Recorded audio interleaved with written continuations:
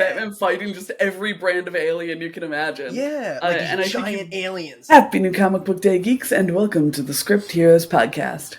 We bring you comic news, book reviews, and industry blues. My name is Joseph Jasnowski, and I'm the writer of January Hero, Cunning Carly, and the Cryptoverse. And I'm Katie Markham, scripter of the Rusty Robot Country Club and ghostwriter extraordinaire.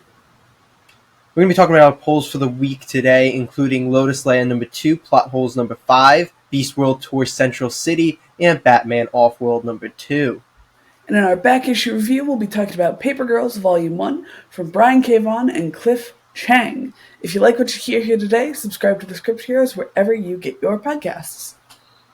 And you can follow the pod on Twitter, Instagram, TikTok, and YouTube, all at the handle Script Heroes Pod to join the conversation. Or you can find my personal socials at JJAZ1111. And I'm on all socials at Katie Markham Pro. Okay, let's move on to to start off the news for the week, DC Comics is going to take two of its kids-aimed digest graphic novels, Primer and Batman and Howard, and they're going to start serializing them into standard-sized monthly comics.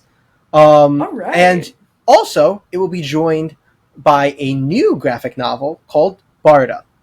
So, just a little bit of info on these series. Primer is about father in prison. Ashley Rayborn is the daughter who's bounced from foster home to foster home and represents a real challenge to social workers trying to help her, not because she's inherently bad, but because trouble always seems to find her. And then Batman and Robin and Howard, to Damian Wayne, there's nothing more important than protecting the streets of Gotham City as Robin. But when he makes a critical mistake while on a patrol, he finds himself benched on top of transferring to a new school, where his new classmate Howard offers to show him the ropes. And finally, the new series Barda. Darkseid is, and life on Apocalypse is tough. But then, it is hell after all, and no one knows this better than Barda, Granny Goodness's right-hand warrior. But Barda has a secret. She is in love, or she's drawn to the idea of it anyway. So, yeah, this is a new kind of kids. DC have been doing kids graphic novels, but now they're going to be soliciting them as monthly series as well. Yeah, like there have been a number that I've seen come through with like the Piccolo.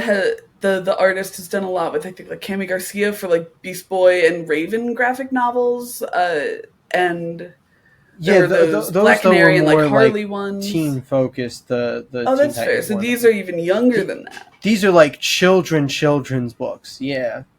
Interesting. Batman and Robin and Howard looks real, child oriented based on the image from it.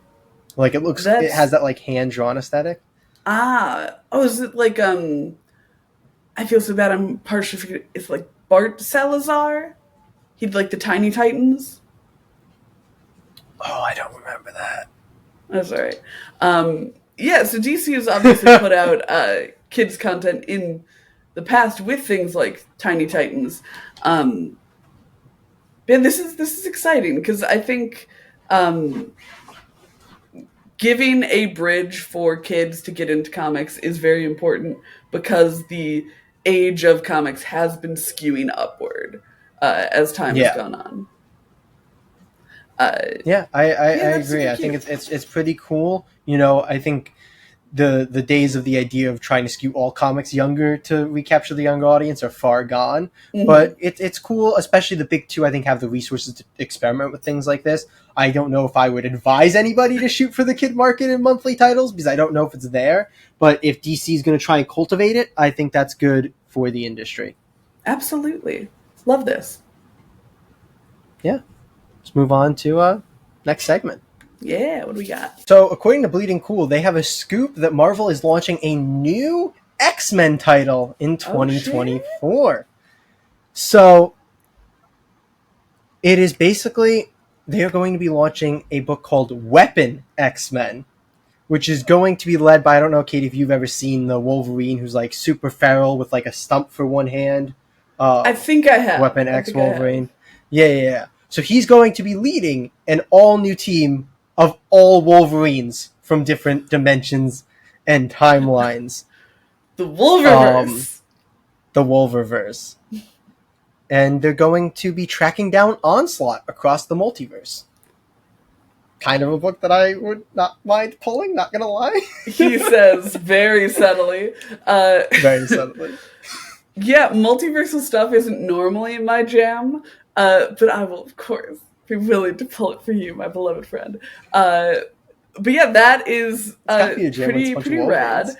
I think that comic books are so rife for that type of thing with just all of the iterations of characters that we see.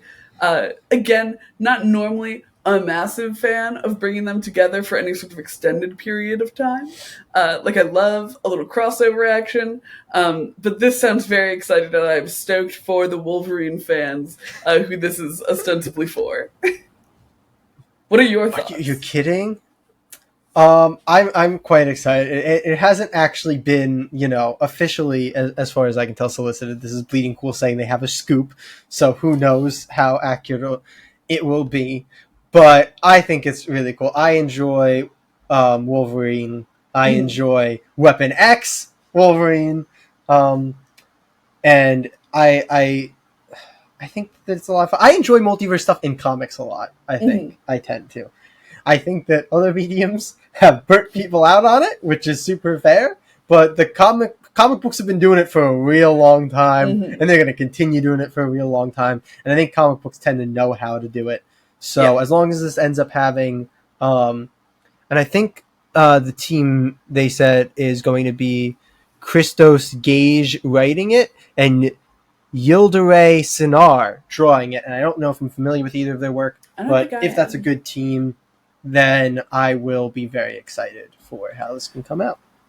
In any case, I have to just give props to the X-Men for having the best extended family titles. Like, come on. X-Men. Excalibur. Weapon X. What else is there? Generation X. Universe X. It's just so they hit that X branding so hard, and with Weapon X-Men, it's beautiful. I'm surprised that maybe it has been done before and I just haven't heard it. I'm surprised they haven't gone for the Weapon X-Men pun before, because it is right there. It's right there, and they're seizing it. Probably. And we need more Marvel books for our poll lists. So, I feel like this is a good Marvel book for you. Enjoyed the Electra Daredevil book. I did so much. I'm mostly joking. I think more Marvel for the podcast is a good thing. So I agree, and I should read more Marvel. Yeah, I suppose. You want to move into the polls? I think that does bring us to a conclusion. Welcome back to the Pull List Rec. This week we are going to be talking about Batman Offworld number 2, Titans Beast World Tour Central City, Plot Holes number 5, and Lotus Land number 2. But that's not all we picked up this week. Katie, do you want to tell us the rest of your polls for the week? Yeah, so I grabbed Wonder Woman number 4, Life is Strange, Forget Me Not number 1, and Canary number 2. What did you grab? I am going to start with one that I'm shocked you didn't grab, Nightwing 109. I guess I did also grab Nightwing and World's Finest Batman Superman. I get those at my home shop. Dust number 4, Green Lantern War Journal number 4, Incredible Hulk number 7, Teenage Mutant Ninja Turtles 146, and Vampirella vs. the Superpowers number 6 as well. So, Katie, any strong feelings about which order to read the books in this week? I mean, I know we like to clump publishers, so my proposed order would be Lotus Land number 2, The Plot Holes number 5, World Tour Central City, and then ending off with Batman Offworld. Sounds good to me. Let's move on. Lotus Land number 2. All right, Lotus Land number 2. After a beleaguered employee lashes out, the secrets of the Keeper program are further revealed, and someone related to the victim's attacker may be on Benny's trail. Meanwhile, Benny deals with a haunting, lingering vision while following a lead, one with a deadly destination. This comes to us from writer Darcy Van Polgeest, in Critical Role, Tales of Exandria, Little Bird. Artist Chow Felipe, he's actually worked on Nightwing, Superman, and Stranger Things. Colors are from Patricio Del Pace, and the letters are Nate Picos. Jay, how did you Yep. feel about Lotus Land #2? I feel like I feel more about this book how you felt about the first issue, if that Mhm. makes sense. I'm It does. still intrigued. It has a strong, and this is like I'm gonna start talking bullshit that doesn't make sense, but it has like a strong vibe that kind of like It pulls you does. in. But I'm also like, when I actually think about it and I think about what's happening, I'm like, I'm not super engaged in this story, Hmm. but also I want to keep turning the page because it's really cool art and it's a cool Right? vibe and they speak in like an interesting manner. So it's weird. It has like a weird hold on me, if that makes sense. I fully agree. I think that there's so much good visual world building, and it's not like, and I'm going to say this with love, it's not like super relevant world building. There's just a lot of cool details about the city that they're in that you can see on the page that are just like part of the normal life in that city that make it a very Yeah. cool world. But we're not really in that part of the world. We're very focused on Benny.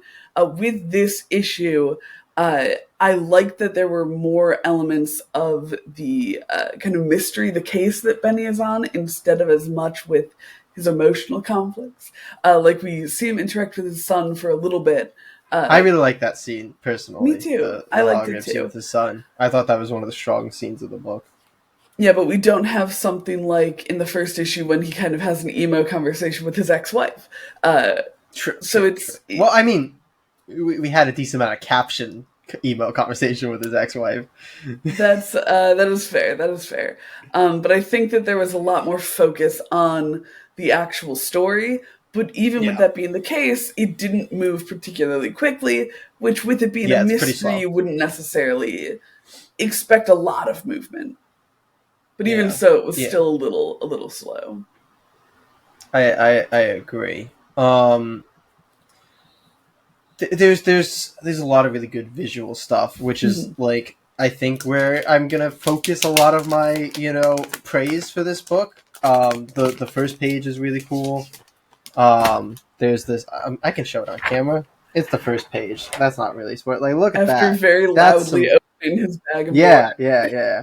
That's some good looking comic book Yeah, right we have there. like And some it's awesome visuals of the technology that's a part of the yeah, main mystery of it, the Keeper program.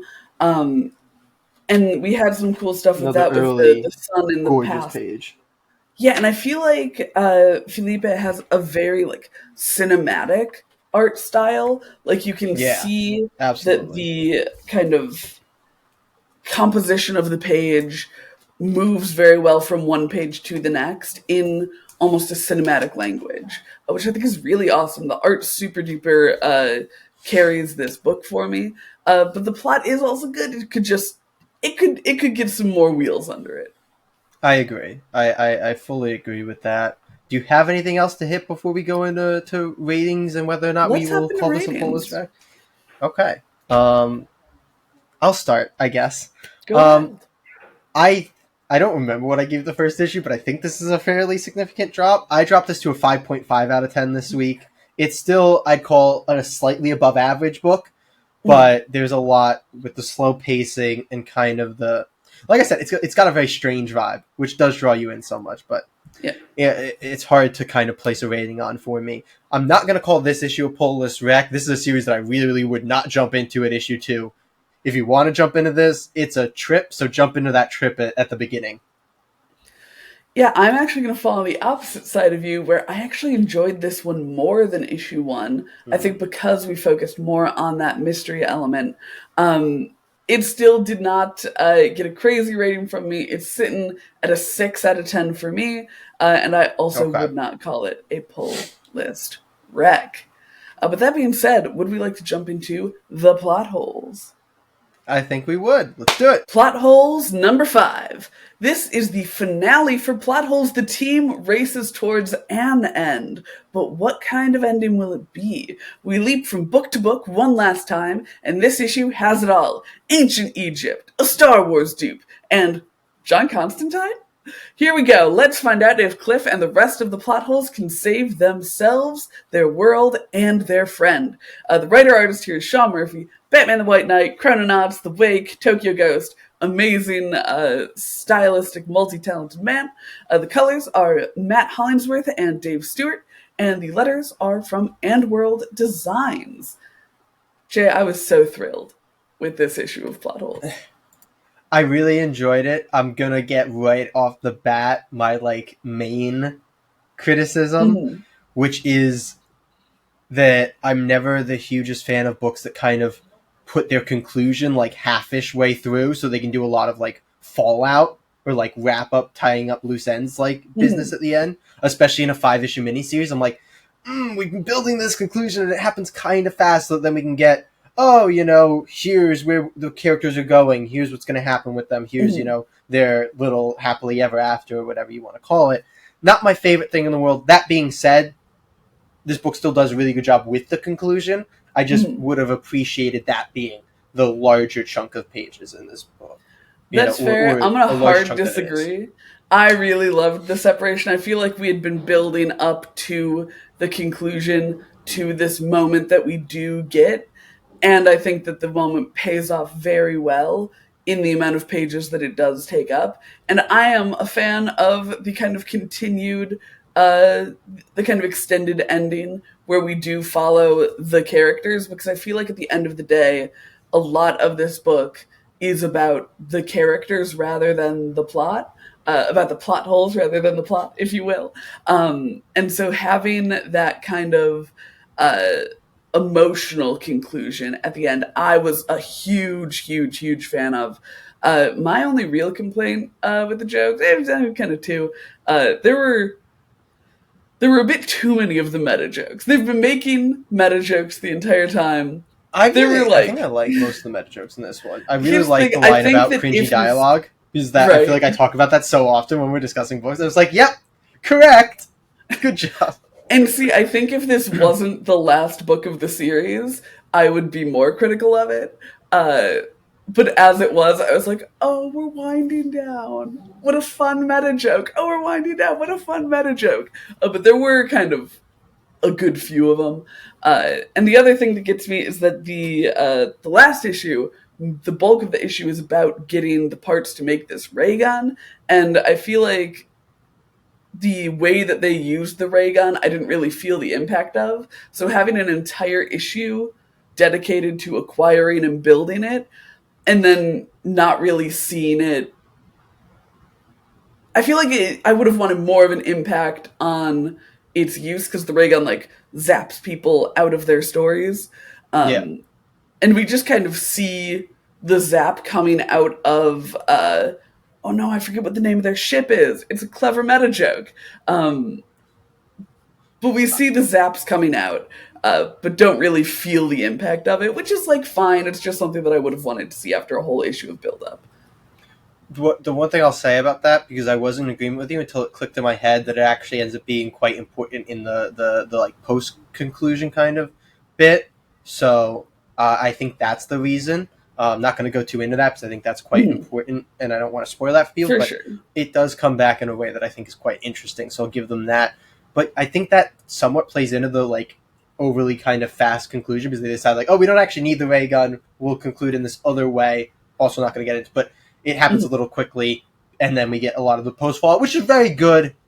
Would have liked a little less of that, and a little more of the plot, but it is what it is, and that's obviously a more opinion thing. Do you want to get into ratings? Absolutely. I'll start off. I gave this issue of the plot holes a 9.5 out of 10. I loved this. I think it was a super strong conclusion. The art hits on every beat. It's just so good, fantastic. And I loved this series so much. So having a great conclusion for it really rockets it up there. And you did not say if it's a Pull List Rec or not. I mean, it's the last issue, So, and a lot of it is based on the emotional conclusions of the characters. So I would say probably don't grab just issue 5, but certainly grab the rest of Plot Holes. I'm sure there's going to be a trade coming out. It's great. I'm going to agree with your reasoning on not making this in particular Pull List Rec. I think this is a strong conclusion, but not, anything incredible. Didn't, I didn't think it crescendoed in a way that made me go, yes, this is everything that this book has been building to. So I give this a 7.5 out of 10. Really enjoyed it. Sean Murphy's art, as usual, carries as being just such a phenomenal thing. 7.5 out of 10. Really strong book. Would you like, Katie, to move on to Titan's Beast World Tour, Central City? Let's do it. Beast World infects the Flash family. The home of the Flash is not immune from the Star of Spores, and as a number of the Flash family is infected, it's all hands on deck across both Central and Keystone City. Ivory West has a plan that requires the help of her BFF, Maxine Baker, while Avery Ho, Wallace West, and fan favorite Circuit Breaker will all be working together with the entire clan to contain the infected speedsters, causing chaos across the city. This is like the other Beast World Tour books, some separate stories in there, so we have a bunch of writers and artists. The writers are A.L. Kaplan, Alex Packnadel, Jarrett Williams, Simon Spurrier. The artists are George Cabadis, Scott Koblish, and Serge Acuna, with the letterer being Hassan Otmain El How. I'm so sorry for the butchering of your name. And the colorist, Matt Herms. Katie, how'd you feel about Beast World Tour Central City? So I liked that it was a cohesive story across all the vignettes. Agreed. But I think it was the worst installment of World Tour yet. I thought it was by far the best installment of World Tour. I think it's not even a question. Gosh. That's bonkers I to don't me. think it's even a question to me. In this book, we have a continuation of not understanding the rules of Beast World. I will say I like that we had a sense of actually a timer of how long this is all taking, because that's been another problem with Beast World, is not knowing how much time is passing. But yeah, I think that the heroes keep as a not huge spoiler, because I think it's kind of expected with Beast World. Obviously, we have a couple of beast situations, and I think that the way that they are handled just continues to cheapen the impact of heroes getting beasted. I think that I it's really think the other World underwhelming. Tours did more to do that, honestly. I feel like, if anything, the Gotham one did the most to cheapen the way that heroes were beasts. I'm definitely agreeing with that, and that's what I'm saying. It continues to confuse the rules of this and cheapen it, and it certainly suffers from being the next one to do it, because that makes it worse than and it also happens on a different scale than our previous instance. I also think that, surprisingly, for a book about the Flash family, none of the Flashes felt super likable to me, which I think is very odd in a book about the most charismatic family in the DC universe. I was just super underwhelmed by this and super disappointed in it, honestly. Wow, I'm going to hard disagree with a lot of things you just said there. This is by far the most cohesive of the Beast World stories. Editorial note, stop putting the books before where they come in the thing. This happens after issue 3, which comes out next week. Stop doing that. Really obnoxious. Not any of the creatives or the people involved in this. I felt like they had a cohesive story. Things actually blended well together. I quite liked the dynamic of a lot of the younger Flashes and the way that they were kind of interacting. I thought that was well done. The only story I didn't super love was the Circuit Breaker Pied Piper one, but that was pretty short. I was like, this feels kind of pointless and just shoved in there. I thought that all the parts kind of came together well. Everything was next story was oh, here's this thing that we kind of heard about in the story before. Really cool. Mm-hmm. Also, Flash art is just always great, and when you have great artists like you do on this book, seeing Flashes move and stuff, kind of paired with the Beast. The art is a Godspeed Hornet is really freaking cool. Just I don't think this pushes into the upper echelon of comic books, but I did not really enjoy the last two Beast Worlds a ton. They kind of moved up, but this one I think stands much stronger as an issue than the other two. Do we want to jump into ratings? Sure. I gave this a 7 out of 10. Um, and I will call this a Pull List Rec, whether you want something from Beast World or you just want a Flash story. I think this is enjoyable all the way around. I mean, my vitriol before probably unbury the lead. I did not think this is a Pull List Rec. I literally gave it a 4 out of 10, and that is based almost entirely on the art. Uh, Wanna pivot to Batman Offworld? Sure. Let's go. Batman, Off-World number 2. A young Bruce Wayne has journeyed to space to continue his development as Batman. When he winds up a prisoner of the War Storm, a massive starship filled with trained killers, can the Dark Knight find new allies to aid in his journey? The writer on this book is Jason Aaron of Thor and X-Men fame. The penciler is Doug Mahnke of JLA and Green Lantern. Inker Jamie Mendoza, colorist David Barron, and letters Troy Pettery. Katie, how'd you feel about Batman Off-World number 2? I loved issue 1. I loved issue 2. I think it's a great continuation of just the blast off issue 1. The characters are awesome. The fights are awesome. The writing is awesome. This book is just, bro, it's like Slam Dunk City. It's a really, really good book, and like just a good way to do peering back or doing something different with a character. It's been really strong, I think, all the way around. It's got a great opening sequence. It's a really good like use of Batman's core philosophy, and like his characterization's really, really strong in this. Ione is a really cool character, and her dynamic with Batman has been really strong.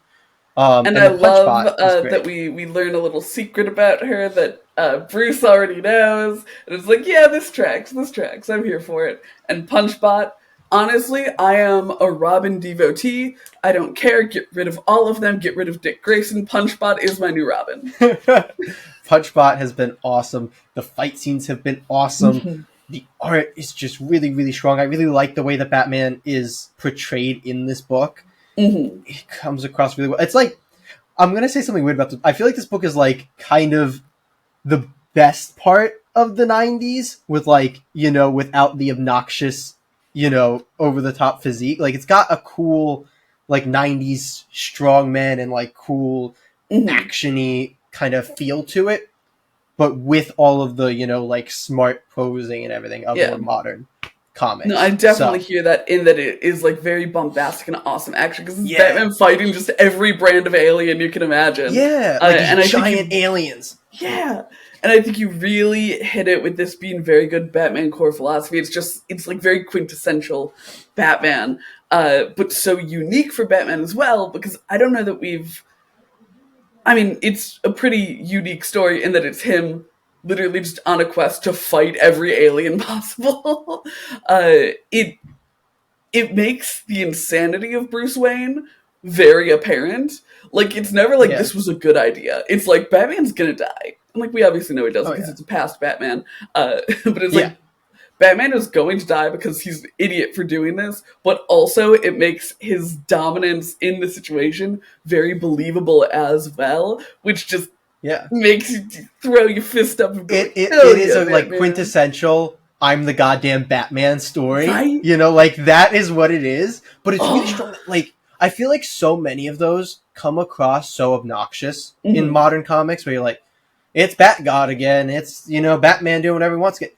Batman doesn't annoy me in this book at all. Like he just feels very like you said, he's obviously doing dumb shit, but it's like I think because he's isolated without other characters that we super know, we can just enjoy the Bat-God, philosophy in this book, and it's really fun.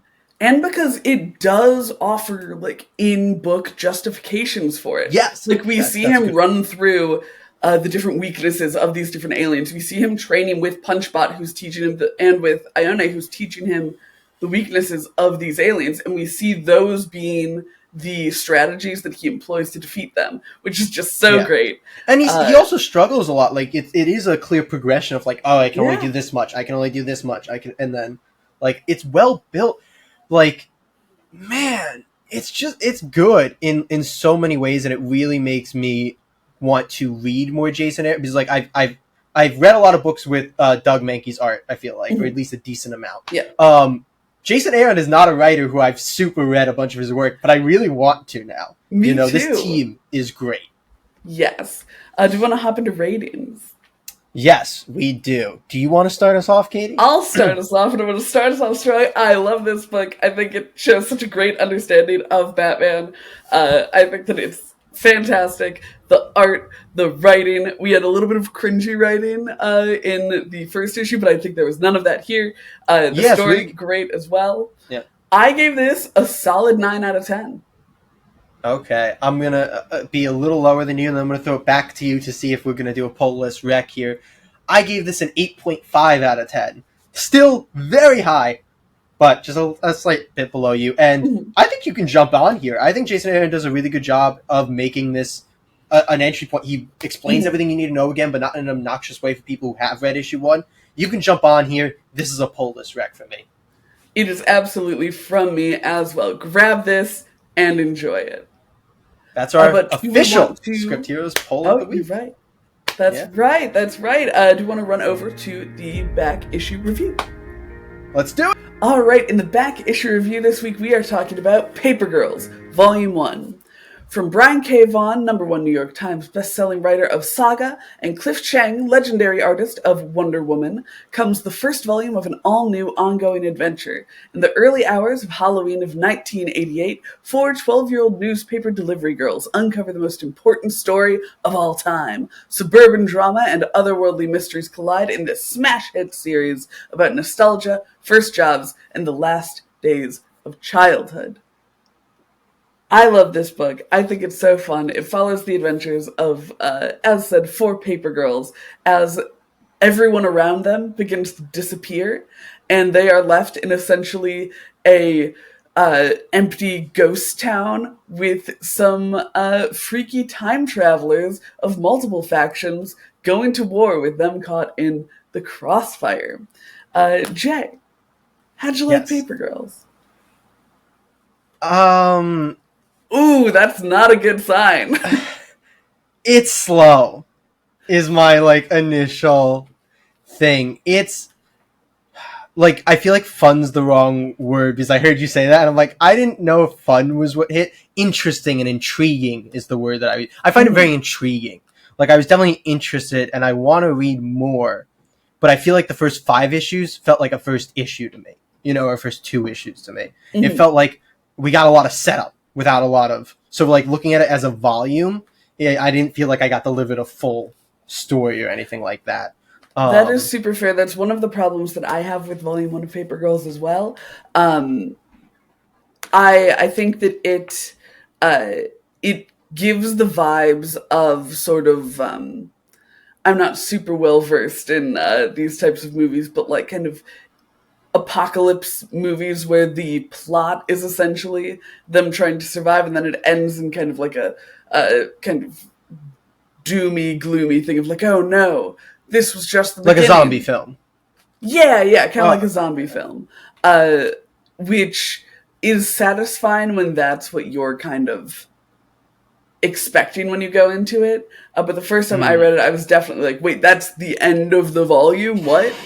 Uh, That was very much the impression that I was left with. And then like looking back, there's moments where I'm like, well, maybe this is a little bit of wasted space. Like the opening of the book, I feel like is kind of wasted. I'm like we're in like this dream sequence, and I don't really see how that's super relevant.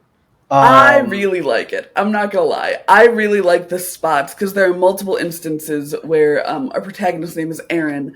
She's the paper girl that we are most closely following. Where she'll go into whether it's a dream sequence or a knocked out sequence or a just got shot by one of the other paper girls sequence, and it'll that was. We'll talk about that moment. That was a yeah. highlight of the Yeah. book for sure. Where we'll go into these like very kind of trippy, they're meant to feel like a dream in the way that they kind of move and associate from place to place instead of Yeah. actually like follow any sort of logical sense. I just think the aesthetics in those is so good. I'm such a fan of Cliff Chang's art. And I feel like there's just so much good imagery in this book that I just love looking at and just absorbing.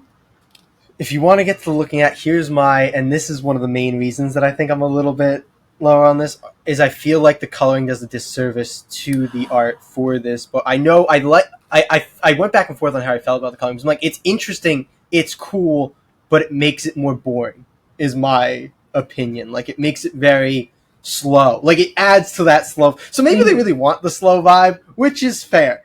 I don't really enjoy slow. I feel like, I don't know if I've said it on the pod before, but I say all the time it's so much better for a comic to be way too fast than to be too slow. Um, but that's very much a personal like view of it and opinion of it. And I know this keeps going, so it's not like when we're looking at the 5 issues, this is probably not a thing that's like if you're reading the whole series, something that's going to hit you. If you're reading it issue to issue, that's going to hit you. Because like, oh, I'm just going to get and then the next one or the next. So, but when you're looking at it as a volume, it's like, okay, at that the art's very, because it's like it's simplistic art, very good simplistic art. But when you then hit it with like very like two tone or like absolute colors, it makes like less to kind of look at in that sense of like, oh, you know. And see, I fall on the Yeah. complete opposite side of you on this. I love like kind of almost blocky art with blocky color. That's just my favorite aesthetic. I think that it's I really It depends on like the stuff, looking because like at this it. isn't an action packed, which like that's not. I'm not saying that as a critique of the I'm saying that as like, but then when you get hit with like this art style, it's like, okay, so the art's simple, the motion's simple, the color's simple. I'm like, I feel like something needs to not be simple, you know. I disagree. And maybe I think that maybe the point of that is then when like the sci-fi elements like bleed in, they feel very different, and that's very successful. So I'll give them a lot of credit in that sense. They do a good job of making this, you know, future elements and stuff feel stand out and feel different. So that's very well done. But yeah, the coloring, I had a feeling, I'm like, this is definitely coloring that most people are going to be like, this is beautiful, gorgeous, top tier, like, you know, because it does something different, and always give credit for doing something different. But I felt like with how already slow paced and kind of simple everything was, it just gave even less to look at. And so I was like, because if the story's moving slowly, I want the pages to at least be super interesting visually. And I didn't feel like this was that. And again, that's not saying the art's bad. The art's very good. I don't want anybody to think that I'm coming away from this saying that the art is bad. That is not what I am saying. What I'm saying is that it's not like bombastic or anything that makes me then go, oh, this page is super cool. There's moments where the page is really cool, but in the simplicity of like 4 paper girls driving around, it's like, okay, you know, driving around, riding around, you know, bike, cycling around, whatever the word is. But yeah, it's just, it's very, I feel like it adds to the slow pace, which isn't the worst thing in the world, but it, you know, it adds on, in my opinion. Yeah, I can definitely hear you on that. I think that's one of the dangers of like a very distinct style in your book, is that it's not going to be for everyone, and that's okay. Yeah. Because that's the point of it being a style, is that it is distinctive. Absolutely. Oh, it's very distinctive. That's Yeah. a very good thing. And I don't want everybody to like, they clearly tried something here, and it clearly succeeded for a lot of people. Oh, So yeah. I'm not Yeah. taking anything away from that. Yeah, I'm somebody who I'm likes a big much more fan of the fast-paced art, content. which you know makes sense as a end of the world stakes kind of guy. I Yeah. as decidedly like a this town is in danger instead of this world is in danger kind of stakes person. This is right up my alley. Obviously there is like a world danger suggested, but because we're so tight on the town and the fact that these girls literally are on bikes, they can't get very far from town. It makes a lot of sense that it would be my type of book and perhaps not your type of book. I'm sorry. I'm really bad at associating each of the names, which we'll get to another criticism that maybe I'll get to it in a little bit. But the one girl has like the flashback of her playing video games. You know, if you remember Yes, that? that was Very Tiff. cool vibe. Going on 4 pages, I think, was way, way too long for like something that doesn't really advance the plot or anything at all. Like, I thought 1 page of that gets the point across of like, here's this distinctive visual thing, or maybe even 2 pages so you can have them like, you know, I'm going to on like this whole disagree thing. with that a bit, because I think that while I got what was going with the first page and it like kind of was hammered in with the second page, I feel like with it being something that is shaking one of our 4 main characters to her core about like, oh shit, I wasted KJ. my That's life. KJ, right? No, Sorry. there's Tiff. Oh no, it's Tiff. Damn it. Yeah. Oh, KJ's the one with the KJ's With the the one who braid, steals yeah. the gun, right? Who like takes the gun. KJ's the With more. none of the bullets, my girl.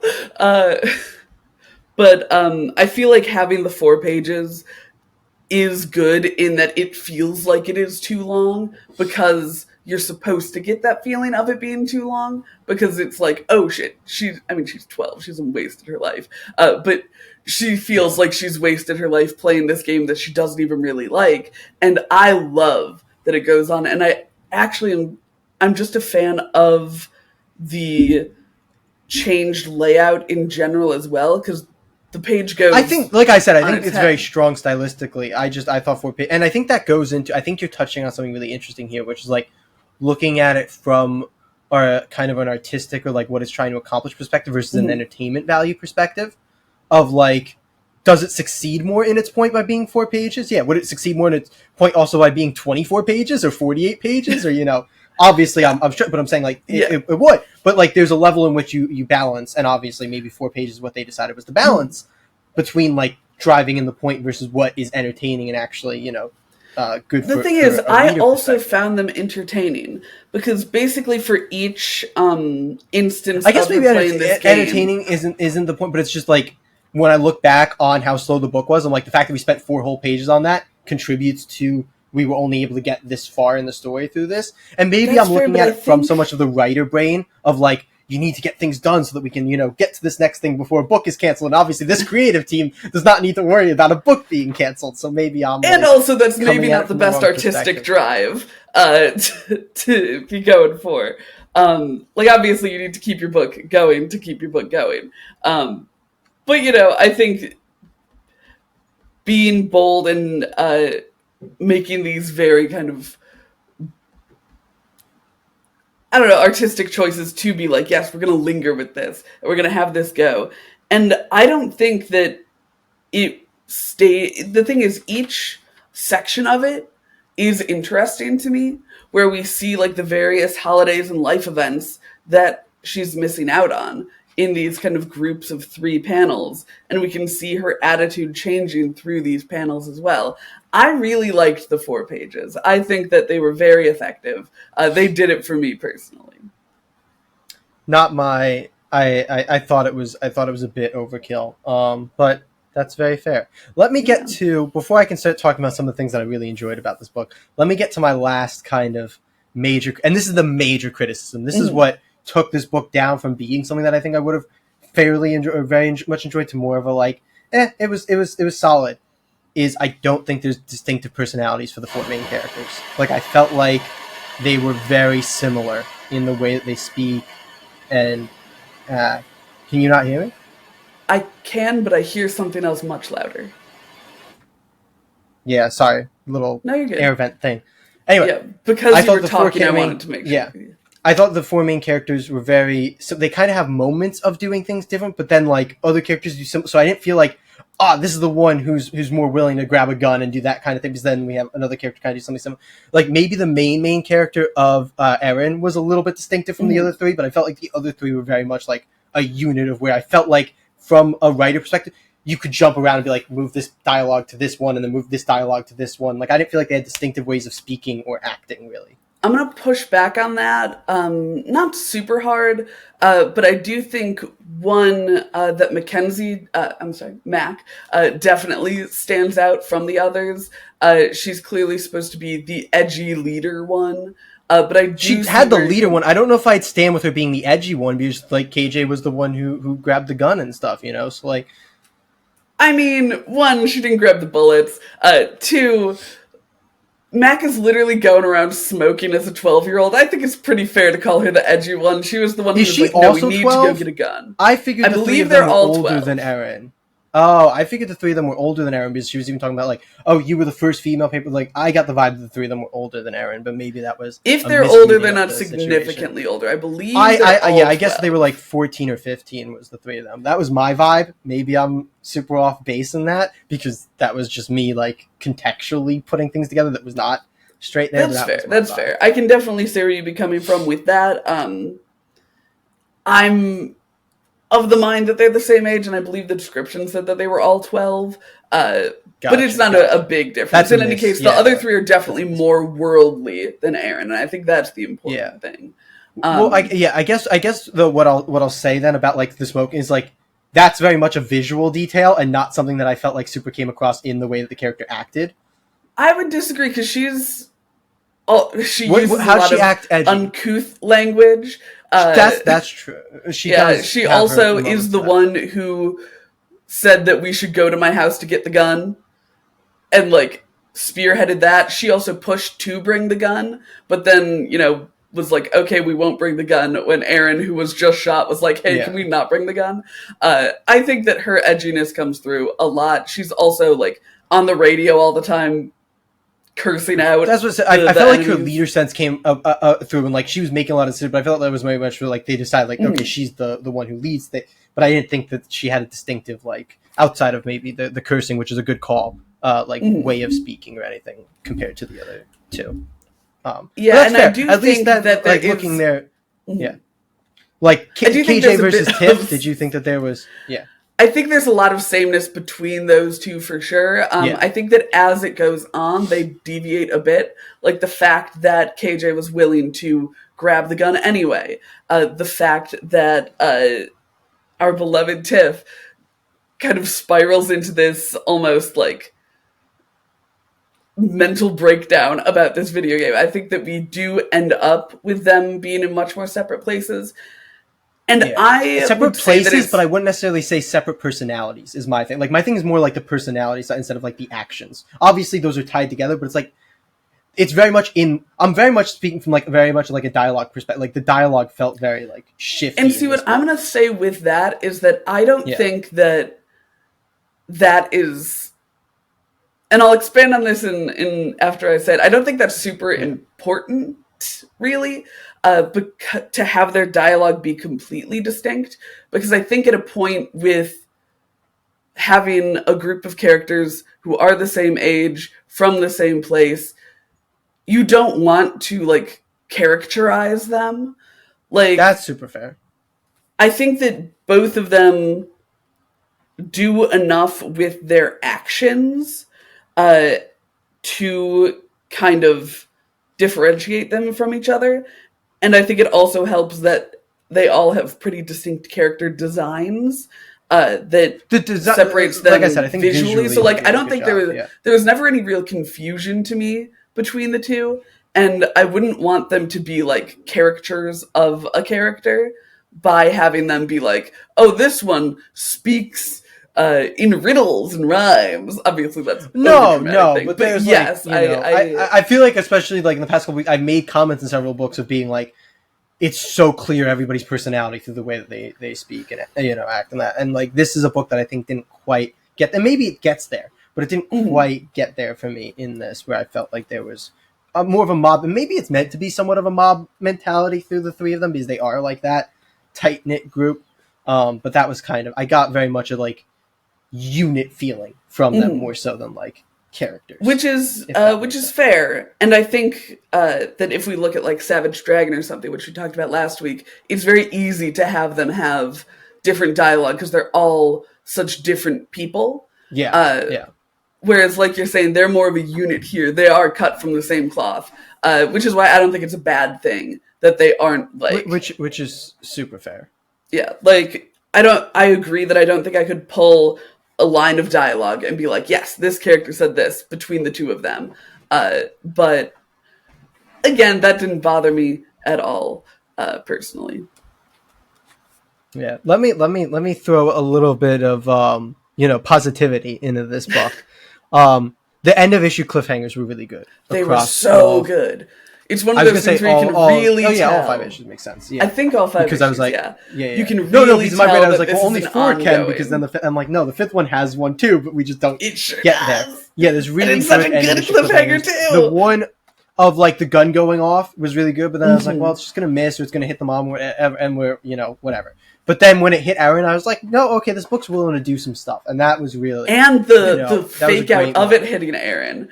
Because like Mac and her stepmom are fighting for the gun, and it goes off, and it's like, oh, it went off. And there is kind of that element of we're with a bunch of 12-year-olds. Of course, it hit the adults or it missed everyone. And the first line in the next issue is like, oh, it didn't hit anyone. That's okay. And then you see like that woozy bubble as Aaron's kind of like passing out, and it's just like, what a miracle. And it's like, oh shit, Aaron just got shot, dude.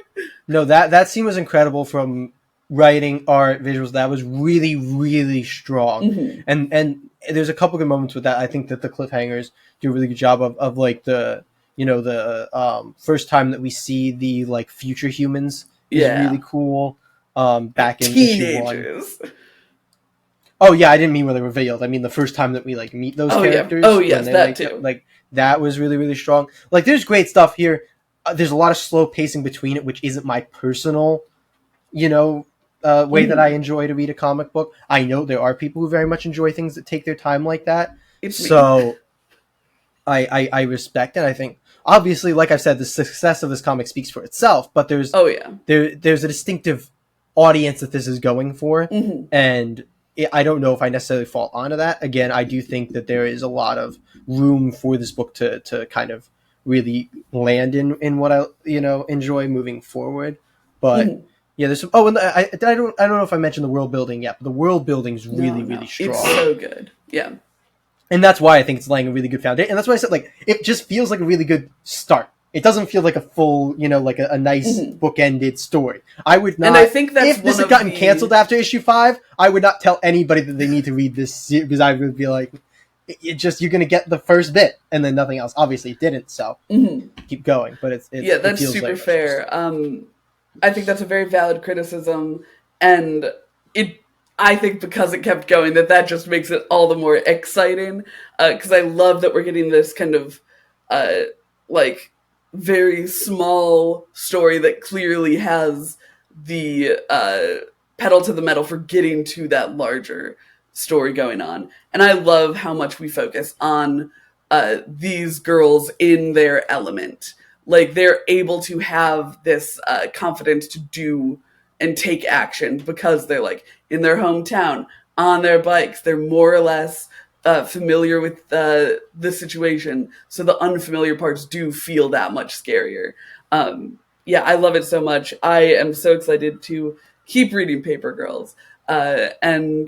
Maybe we'll do like a bonus episode where we do like a big chunk of it and we can like really make some progress or something like that. Because I feel like this would be much better to read instead of like I wouldn't want to do another 5-issue chunk. I feel like I'd want to really go. That is super fair. Yeah, we'll just do story that benefit. I feel like this isn't a volume centric book, which is super fair. But reading it as a volume then feels a little bit like this feels like a book that was. And you know what? I'll give them credit for that because I feel like I'm such a hypocritical person in like the way I'm talking about this, and then I'm constantly fighting for comics to do more like ongoings and less like miniseries and stuff.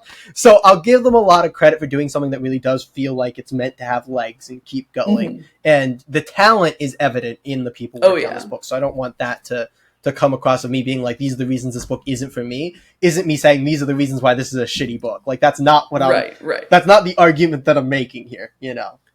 Yeah, before we completely wind down, I do want to land on a bit more of the talent.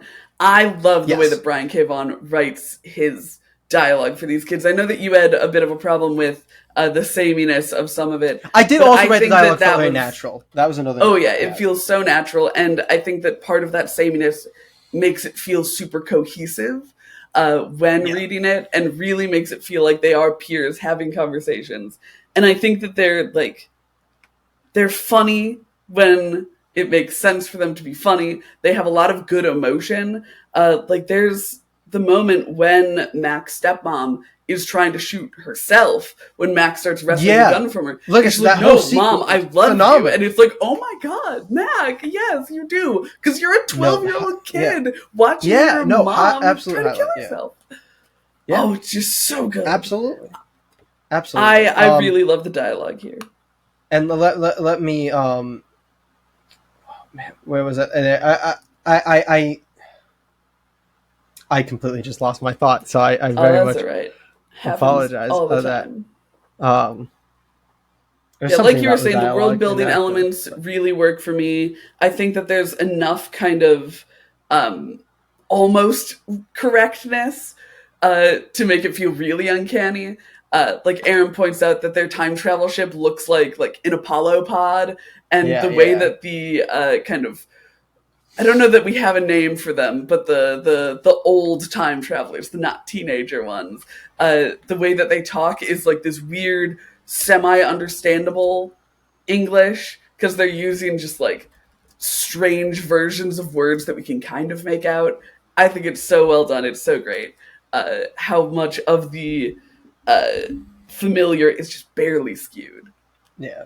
Let me rate and top 10 first, so that we can end on Yes, your yes, yes. probably more Go on. positive one. But I remembered what I was going to say, and let me give it credit for this. Is Yeah. this is a book that doesn't immediately go child equals idiot, which I appreciate. I Mm-hmm. really hate the way that children and children's media is written a lot of the time, where it's like child equals fart jokes and random stupidity and that kind of stuff. It's like, no, especially if like children don't see themselves as stupid. So if you like Mm-hmm. sit there and you have them speak like that, it's like, no, remember being 12, you felt like an adult. You felt like you were making very good and conscious decisions. You just weren't completely on the ball because you Yeah. might have been, a bad percent. So I really think this does a good job of actually placing that age in a good Mm-hmm. place. So I'll give them that last little bit of credit.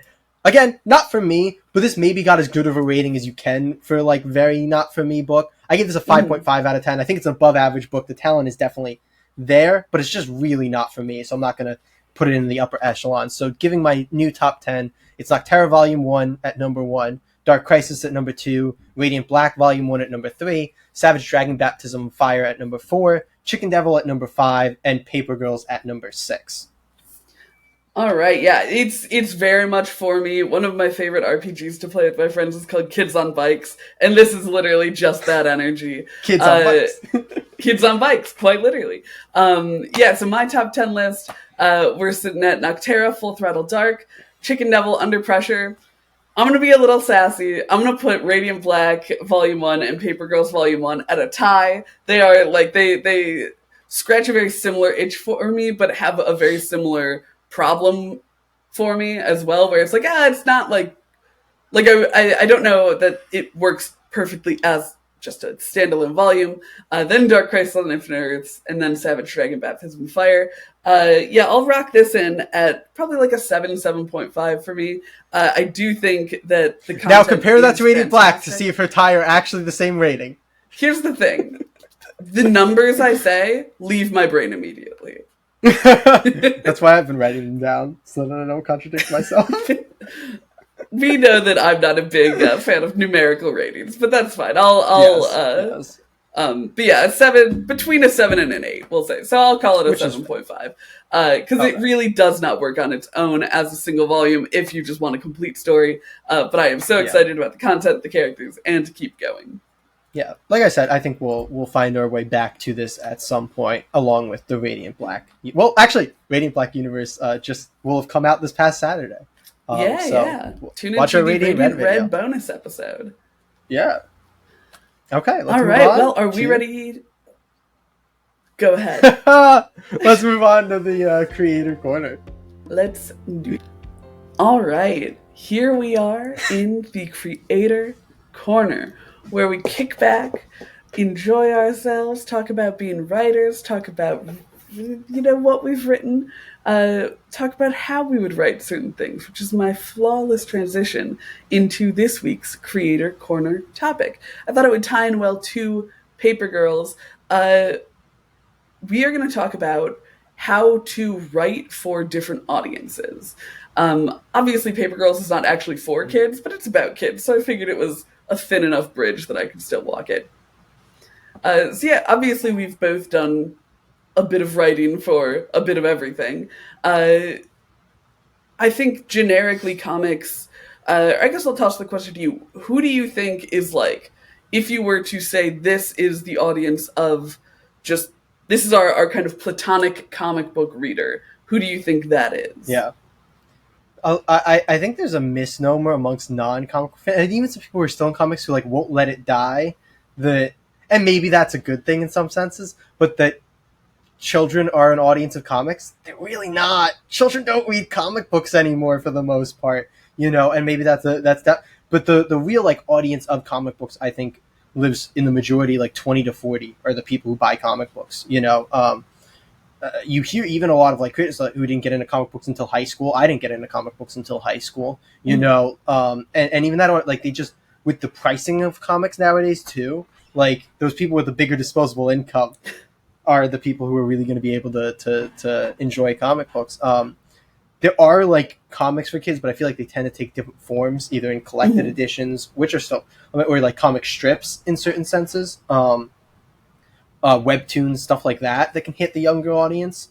But if you're talking floppy in your store comic books, that's going to hit that like 20 to 40-year-old range, I feel like. Yeah, which is definitely an interesting change, especially when you look at something like Spider-Man, which I think can pretty safely be called like a comic book that it is like supposed to be for, you know, an 8 to 15-year-old, at least historically. But even that, yeah, I was going to say kind historically, of, so I don't think modernly they are. Like, you hear these things like, oh, well, Batman was for this. I'm like, read those books. They are not targeting 8-year-olds with the content in exactly. them, But I you think know? that with something like Batman, you can see where that would kind of like, oh, they've really leaned into a different side of Batman. Yeah, yeah, But with yeah. Spider-Man, it's like, okay, what side of Spider-Man would they be leaning into that would make this not for kids?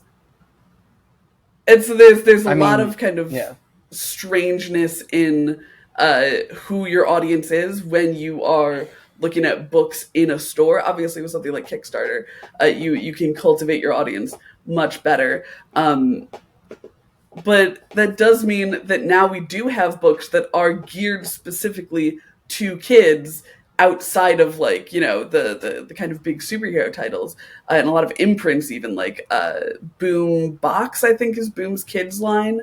Yeah, and There are, if you'll listen to our news, we're talking this week about a kids centric line from DC, so you mhm. know, ties together. But you'll have heard that Yeah, conversation by now. so Jay, if you were talking to a client and they were to say, I'm writing a comic that's geared towards kids, what do you think is different about your process going into that than if they were just like, I'm writing a comic book? It's very different. I mean, it depends how, like, if it's somebody who I know or not, because then or like who I've worked with before, because then it's like how open I'll be about a conversation, or if I'm just doing the job. You know, like I do Cunning Carly, which is a children's comic strip. I just did the 50th chapter of that, so like that's I've done that quite a bit, but they know how to get their young readership, which is like in a they you subscribe to like essentially like a newsletter type thing, and every month you get a floppy comic, and once a quarter you get a big, you know, like physical book, and like, so they know how to be like, okay, the parents sign up for this, and this is how we get this to children. You need to think about that with children's books. So if I'm open with the people, I will ask them, okay, how are you getting this book to children? Because children are not in the comic book store. Like, there's not just a Yeah. bunch of eight. Like, if you bring your 8-year-old to the comic book store, I think you're a great person. You're awesome. Keep doing that. That's not the typical. Most 8-year-olds aren't in the comic book store to see this book on the shelf and decide they want it. So the first question is, how are you actually getting this to children? And then if you have a good plan, you know, because you have to market the parents in a way to then get to children, then I'll go, okay, my approach to writing children's fiction, it depends on the age of the child, Mhm. because something like Funny Let's Carly just is a say real 8 to young audience. 12. Yeah. 8 to 12, my approach is not, I think, most people's approach. My approach is basically write because I'm actually working on a book right now, I think you're aware, that's kind of for a younger audience. My thought process isn't how do I write this book for children, it's how do I write this book appropriate for children. Very different. I write the book Mhm. exactly how I write a book for adults, and then I just try and be like, okay, I can't curse, I don't do sex in comics anyways, not really my thing. But you know, can't curse, can't have graphic violence, can't be overly brutal with a death or something, have to kind of leave it a little bit more nuanced or abstract in that sense. So I just kind of strip away the things that are like super inappropriate for children. I don't do very preachy or like political comics in general, but that's something to consider if you're doing something for children, like how deep you can be. I think things are much better done through metaphor to children than like, here is Mhm. this social issue and you need to care about, like, I think things done metaphorically that teach a lesson without the, you know, real world situations a little bit better usually for children. But I very much just go, let's make it appropriate for children. Let's not make it specifically for children.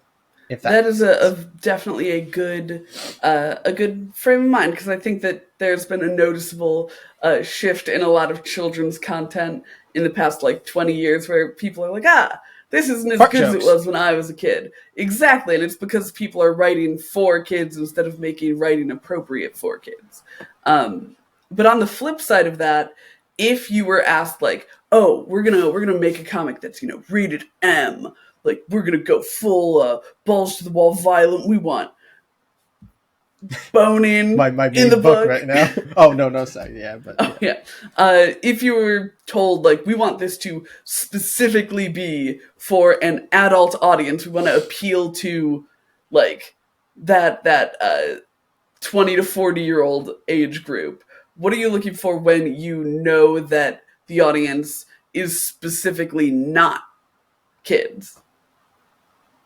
Yeah, my first thing is realistic violence. Like, I don't necessarily, maybe saying I don't necessarily do gore for gore's sake isn't 100% true. I definitely do sometimes do things a little extra gore, but like, violence looks like it's not big too violent. That's not what violence looks like, man. Like, you don't Mm-hmm. just bounce off of walls and like have a couple cuts and have your Superman suit a little ripped, which can be really cool and badass, and have like blood dripping from the corner of your mouth. That's not what violence looks like. Like, we're talking broken teeth, we're talking limbs coming off, we're talking, like big gorish things. So that's typically where I go to, is I go, okay, I don't have any limitations. The violence is gonna be that, like, Ryan Otley level of Mm-hmm. violence, where you see people, invincible. Just think invincible. Like, where you see people breaking and getting battered and bruised, and because I think that is how, one of the ways that you can immediately see, okay, this is not holding back. And then the other thing Mm-hmm. is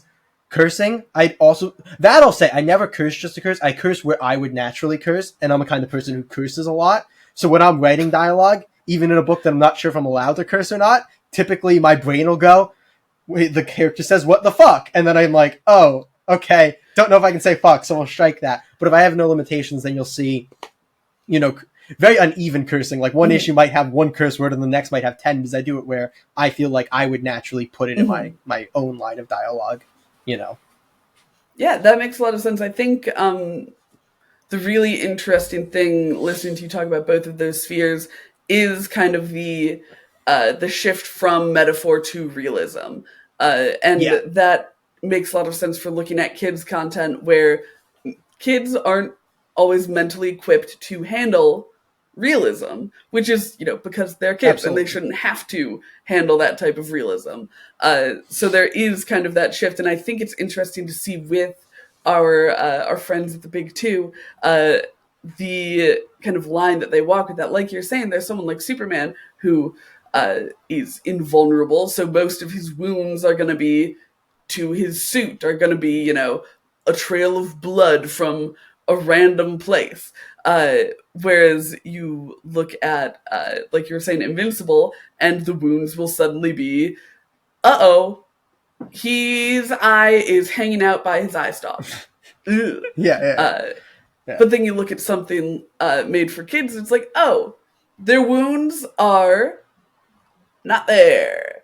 They hit a wall and they're just like holding their ribs and going, ugh. Yeah. But So I there's think that there's that's a there's good maturity rule of ways to in thumb. children's content. Yeah, like, Oh, for sure, yeah. because we talked about fart jokes versus like the old school, and the one that pops to my mind is like the DCAU and like the Teen Mm-hmm. Titans show versus like modern cartoons, children's cartoons, I should Yeah. specify. And it's like, okay, look at Teen Titans versus Teen Titans Go, and I've defended Teen Titans Go at various points for having some great satire in it, but like, if you look at the difference in like look at the final Teen Titans movie, and like you have the scene of like Robin covered in blood. It's not actually blood, it's ink, Yeah. but like you get stuff like that in the DCAU. You get some pretty graphic Yeah. moments and stuff. Return of the Joker, the Batman Beyond movie has just a horrific scene of Joker dying. Like, you have some brutal stuff, and it's just, if you do it through a way that isn't, I think, like, uncomfortable for a child, or Mm-hmm. like hard for a child to reconcile. It's like, oh, it's ink. Like, here's this moment. It's brutal because he destroyed this thing, but it's ink. So Yeah. like, that's still reasonable for a child. Like, there's ways to do it. Oh, for sure. Yeah, I think that was some wonderful insight. Thank you for Let, taking let, us me- let me on the ask journey. you a question, Oh, because I am interested in what you focus on in children's content versus adult content. Because you hit me clearly with it. just What is fart your when you're jokes. doing 8 to 12? Yeah, when you're doing 8 to 12 versus when you're doing adult. What are the notes that you're hitting in your mind? One of the big things for me is looking at the age of your main character, because that's obviously going to bring a lot of the plot that you're bringing in. That's going to influence those a lot. So, if I'm writing for a group of 8 to 12-year-olds, I'm probably going to write about like 14 to 18-year-olds, because I feel like there's kind of an aspiration in fiction where kids want to read about like the next level up. They're looking to the Yes. people who they are like, those are the cool kids, and they're always going to be like the just slightly older kids, but making sure that it feels kind of welcoming to the reader. So it's like, yes, you're a part of the Mean Girls clique. You are on the soccer team with these kids. I think that is a good spot to find the right content for the age group that you're writing for. That's kind of my I go-to think with that's very kids, at well. No, least. I think that's a. I'm glad you touched on the age of the main character, because Mhm. it's actually very important in talking about a target demographic. So Oh that's yeah, some great insight that I think it's very important to be in this conversation. So yeah, and with mature books, show a titty. There you go. I thought you were gonna say put in a dog. That's a dog. I'm sorry. You can have a dog in any book, and you should have a dog in every book. Ah ah ah ah ah. Yeah, Show a with titty. mature stuff, Katie it's not Markham, really that much 2023. different. I am also not a big fan of writing a bunch of sex into my books. Yeah. Not my type of reading. I have done it for the romance novels that I was ghostwriting. Uh, I don't think I've ever written sex in any of my comics. Knock on wood. Up to this point. yeah, it's something that I don't seek out. I don't think that it's productive to use your page space on. But I yeah, I agree. think just with that, you're really looking for again looking for aspiration in fiction. Uh, you want to have a character who has something that the reader would want. Like oftentimes with mature stuff, you see that they're characters that kind of suck or have a bad life, but like they have to have Yeah. something that your readership wants, and that's a titty. Very well put, Uh, Katie. And that's a titty. That's a titty. Um, But that is going to take us to the end of our creator corner for the week. What a wonderful time. well, I think that's going to be all the time we have for today. Time to hop into our fleshy time machines and go back in time to film last week's episode. Do they have to be fleshy? Why can't they be? Join us next week and you can see our polls, including Beast World number 3, Green Arrow number 7, and Titans number 6. And super psyched, our back issue review is going to be the graphic novelization of Percy Jackson and the Lightning Thief, because we're both super excited about the TV show. Yes, that's going to be a lot of fun. And we will see you for that next week, Comic Geeks.